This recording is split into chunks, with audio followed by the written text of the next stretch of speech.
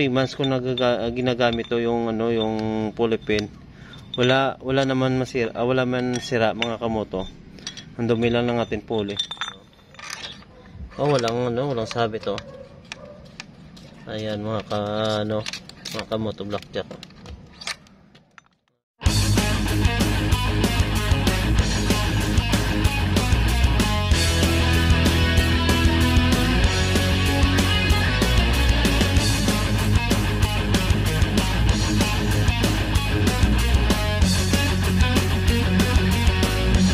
Hey, what's up mga kamoto blackjack?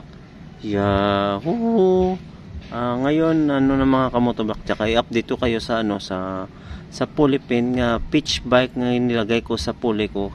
Kung sino nakapanood ng video ko yung nasira yung ang polypen ko, na ngayon i-update ko kayo. Bali mga kamoto ng 3 months na. 3 months na to mga kamoto nga paggamit ko sang polypen. Kasi medyo tayo busy, at saka gusto ko yung mga kamoto black ay ma-satisfy sa paggamit ng polypen para ng kontento na tayo sa 3 months. Ngayon mga kamoto, yan ko mga kamoto sa inyo ipakita ang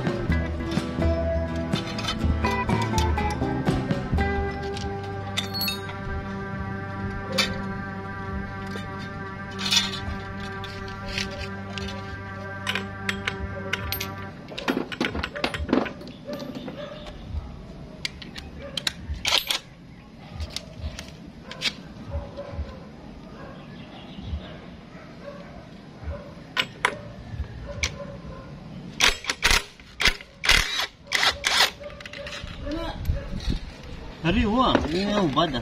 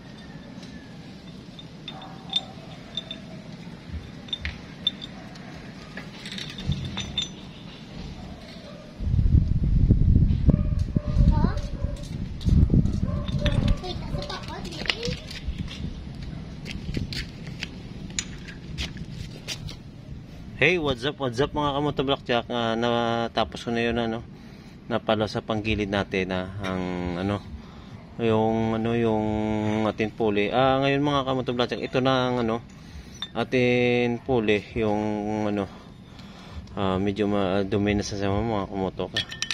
Ito na pala yung ang puli pin natin. Okay pa mga kamoto.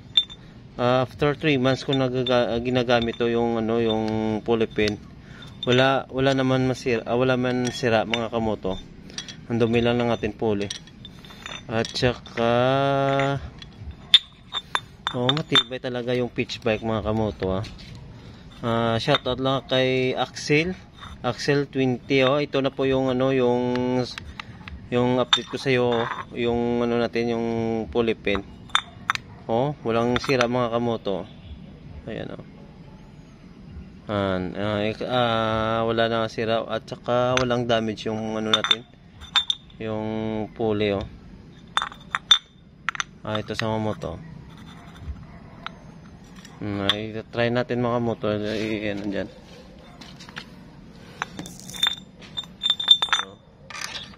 Walang sabit.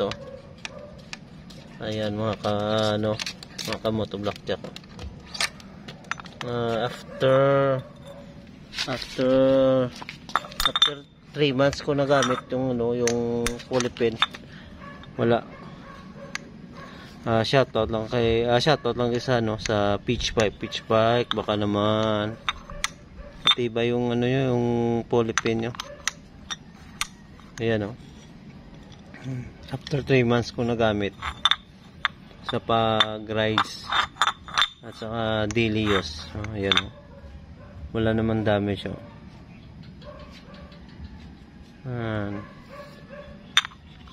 Mga kamoto, dito ko na lang tatapusin yung pag-update natin sa sa pulley pin sa pitch bike after 3 months ko nagamit to mga kamoto.